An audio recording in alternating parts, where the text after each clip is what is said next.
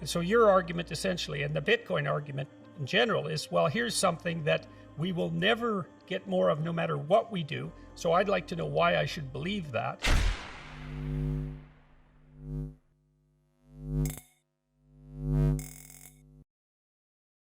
Hey guys, welcome back to Library of Wealth. Today we have Jordan Peterson giving us his take on Bitcoin and how the market collapse will inevitably affect all of cryptocurrency. Jordan Peterson believes that once Bitcoin becomes a favored store of value, its market cap will surpass that of gold. Today he discusses the de-dollarization of fiat money, as well as the rise in money printing, and how that will affect the future of Bitcoin. Many of his reservations are shared by beginners who are trying to figure out what makes Bitcoin unique and why it's the answer to so many of society's issues. Let's listen as Jordan Peterson gives us his take on Bitcoin. Don't forget to like and subscribe if you enjoy the content we do here on this channel. Let's get right into the video. So let me see if I've got this straight. So money is an abstract store of value. You always want it to represent value as such. So something like the exchange of labor or the exchange of efficiency, something like that. And you can correct me if I'm wrong there. You have to use something to represent that abstraction. And the problem with that is that there will be people who have control over the representation rather than contributing to the value. And those could be politicians who could print money, or they could be people who find silver or who find gold or who mine it and so forth. So anything that can be produced that's a representation is subject to devaluation if the production becomes more efficient, and anything that's producible like a paper money can be toyed with by those who have control over its distribution. And so your argument essentially, and the Bitcoin argument in general, is, well, here's something that we will never get more of no matter what we do. So I'd like to know why I should believe that. And the next thing I'd like to know about that maybe is, well, why Bitcoin and not 200 alternative cryptocurrencies? So Bitcoin can't be produced, but cryptocurrencies can be. And so why isn't that an indication of the softness of cryptocurrency, Bitcoin included? Yeah, well, these are great questions. So I think initially, yeah, you're absolutely spot on. It's exactly that whatever gets chosen as money, it holds value because it has value on the market. But as soon as it starts getting chosen as money, it gets into what I call the easy money trap, which is the people who can make more of it will try and make more of it. People will find a way and they will make more of it. And so the things that have ended up being used as money were always the thing that resisted that the most, the things that are the hardest. And so gold did an excellent job with that, because gold's chemistry naturally gives it that property, because gold is indestructible. So because we've been accumulating gold production over thousands of years, no matter how much gold we produce this year, it's still going to be a tiny fraction of all of the stuff that we've accumulated over the last 5,000 years. And so every year the gold supply increases by around 1.5%. And that's why it beat everything out. So the hardest thing ends up winning, whether people consciously realize that that is the case, or just because of the realities of supply and demand. Every year we're making 5% or 20% or 30% more silver, and maybe 100% more copper, larger quantities of all other commodities on the market, but we're only making 1.5 or 2% gold. So over time, gold holds on to its value, and over time that ends up being the best store of value. So gold resisted that, and then gold failed for issues we could talk about when we talk about the Fiat Standard. But then Bitcoin offers us a possibility again, which is that nobody can break this algorithm. And I must say, this is really the reasonable skepticism about Bitcoin, is that, yeah, well, it's just a line of code and then anybody can change it. It's a line of code, we can change lines of code all the time. Somebody can get under the hood and change the code.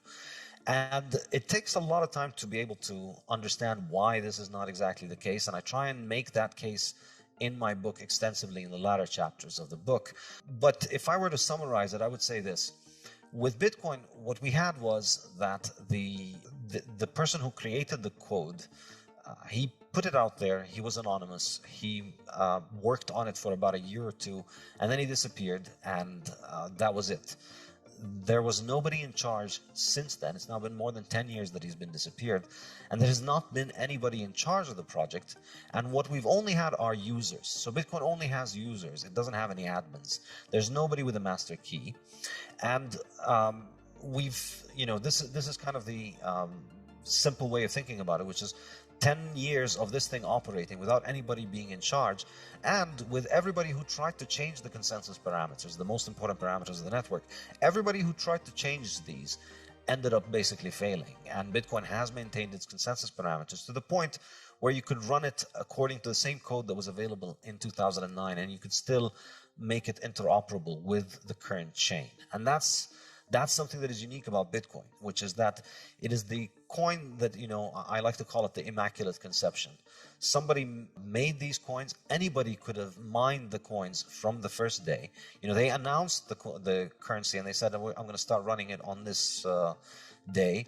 And anybody could have joined. And since then, everybody who got Bitcoin at the market price, or because they mined it and expended resources, which roughly cost them close to what the market price was. So there are no insiders in Bitcoin. And Bitcoin has operated this way for 12 years now. And this is kind of the sociological explanations for it. Now, to get more technical in terms of the explanations, basically Bitcoin is a distributed network. And so anybody can run the code on their own computer, and the network functions according to the consensus parameters that everybody agrees upon. And so you think about the examples of people living in hyperinflationary societies. And I used to live in Lebanon until recently. And you see that when the currency collapses, think about the stories about Weimar Germany, or about any Latin American country, or Lebanon or Zimbabwe. When you hear about their inflation, the stories are of people that have been reduced to very, very, very short-term thinking. Your money, you get paid on the beginning of the month. Your money is going to be worth half of its price by the end of the month. So you get paid and you run straight to the supermarket. I remember I was a kid growing up in Brazil, and I remember that, on the first day of the month, the supermarkets would be overrun, and there would be people fighting, and things would be crazy because everybody's trying to get things now before everybody else gets their paycheck and buys everything and then bids up the price. So your time horizon is shortened when your money is losing its value. So, the next problem to solve for the decentralization of education, I've been thinking about this for a long time, as it's possible to learn more and more online, is accreditation is where all the value is, all of it. And I've talked to many wise academics, like seriously wise academics, who know perfectly well that there's almost zero financial utility in the knowledge that universities are dispensing to students. It's not zero, but it's low. But there's tremendous residual value in the accreditation. So the next big revolution is going to be the decentralization, hopefully, the decentralization of accreditation, so that there's a way of providing verifiable accreditation. So I've been thinking about that. So to some degree, so you can imagine something like a set of exams where only 10% of the people who take them pass, or maybe it's 20%, that's bronze, 10%, that's silver, 5%, that's gold. You can retake the exams multiple times, but you keep it scarce. And so the accreditation, there's tremendous economic value in the decentralization of educational accreditation, because the content is going to be provided, right, by people like you, perhaps by people like me. That's going to just keep happening, and that's going to find its own market. Jordan Peterson, over the last 12 months, has become more and more interested in Bitcoin and the cryptocurrency market at large.